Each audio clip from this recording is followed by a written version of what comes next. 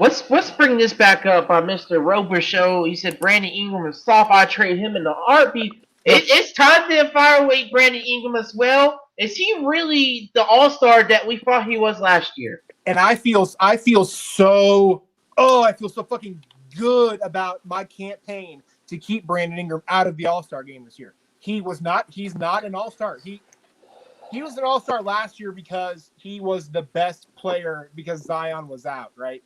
Brandon Ingram can score the hell out of the ball.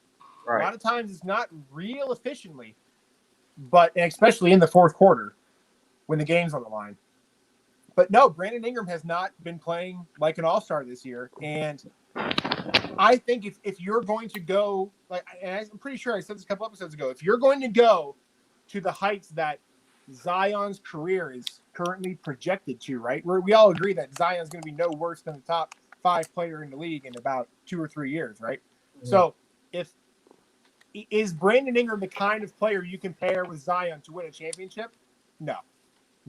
Here's the problem. It's a maturity issue for me because he still thinks he's the number one option. He does, and I was just going to say that he doesn't. I know he looks high as fuck at all times, right? He does because he probably is. I understand that, so it's kind of hard to read him, but his body language. I don't know if you saw Stan Van Gundy go to give him high five and he walked right by him last game. I don't know if you guys caught that, but I kind of saw it. Yeah. Okay, and Stan had to turn around and go track him down. Right. There's a lot of body language stuff with Brandon Ingram that I've been seeing all year because he doesn't like Stan. You can tell he does not like Stan at all. And like we said, those guys don't respect him. We covered that, but Brandon Ingram does think that he is the alpha on this team, and he might not come out and say that, but it really does seem like that. And if he would just learn, because he was pretty much the alpha last year. That's why he still thinks he is. And if he just learned how to be a second option, he would just look so good. He really, because Lonzo is a point guard now. Well, he's a point guard. And if Brandon Ingram just learned how to feed off of Zion's going to give you the ball. Wait, he's going to give you the ball. You said Lonzo's the point guard. You meant Zion's the point guard. Yeah, I'm sorry, okay. Zion. I'm sorry, Zion. Exactly. Well, here's my thoughts about it.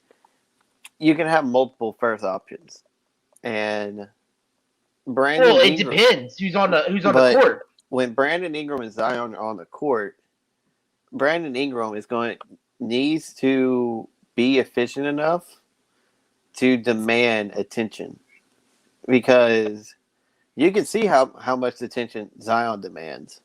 So if Brandon Ingram can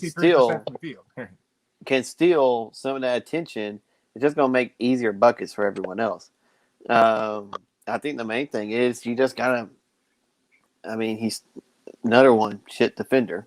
Zion is doing what we thought Brandon Ingram was going to be this year, because David Griffin put all this noise in everybody's head that Brandon Ingram is going to be basically a shooting guard this year. He's going to be passing and he's going to have high assist numbers.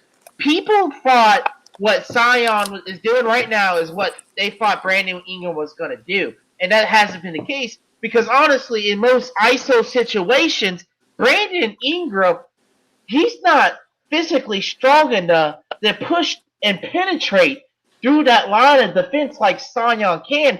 Ingram has almost become one-dimensional. And it's sad to see, and that's why he needs to feed off of Zion, because Zion attracts the most attention. Just like Ryan said, if Zion attracts the most attention, you need to let Zion do his shit. Let him have the ball in his hands. He'll feed it to you if you're open.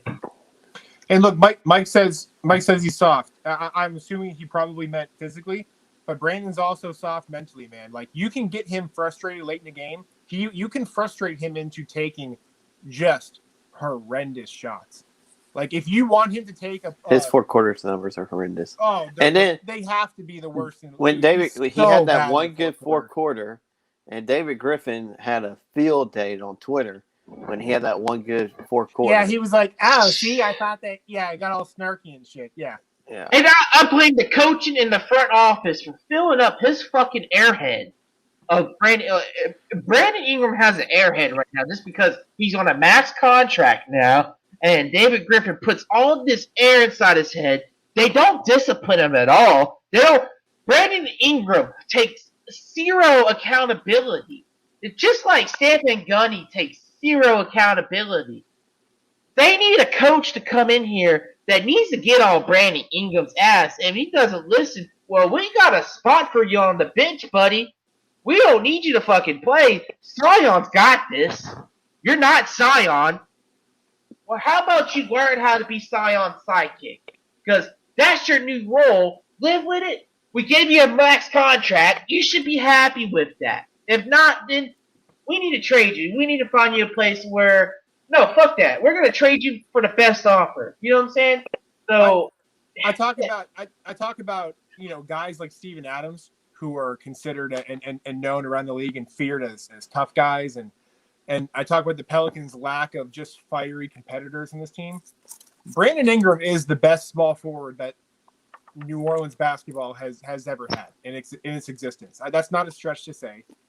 That can be true, and he can also not be the right piece going forward next to Zion. right. So I'm not discounting Brandon's ability to score, and sure, he could go somewhere else. He'll probably average 24 as well, but it's not going to be efficient, and there's no. You'll forgive me if I don't want the second best player on my team looking like he's stoned out of his mind every day and just has a natural lack of fire and competitiveness. You know what I mean? Just doesn't. I mean, could it be due just very, to his relationship with Stan Van Gundy, though? What's that, Ryan? I said, could it be due to his relationship with Stan Van Gundy? Well, Stan Van Gundy sets Stan Van Gundy when Because you're a I head don't coach, think you're supposed to there's set good the morale tone. in You're that supposed locker to be the leader. So Stan Van Gundy doesn't set the tone. He's a bad leader. Brandon Ingram feeds off of that, and now he's a bad leader, and he's supposed to be one of the best players on the team. Zion's just a special talent. He knows. He just knows. He mentally knows that, he's just going to do what's best for the team. He's a team player. Zion's a team player. Brandon Ingram is almost selfish in a way, in my opinion. And he's selfish.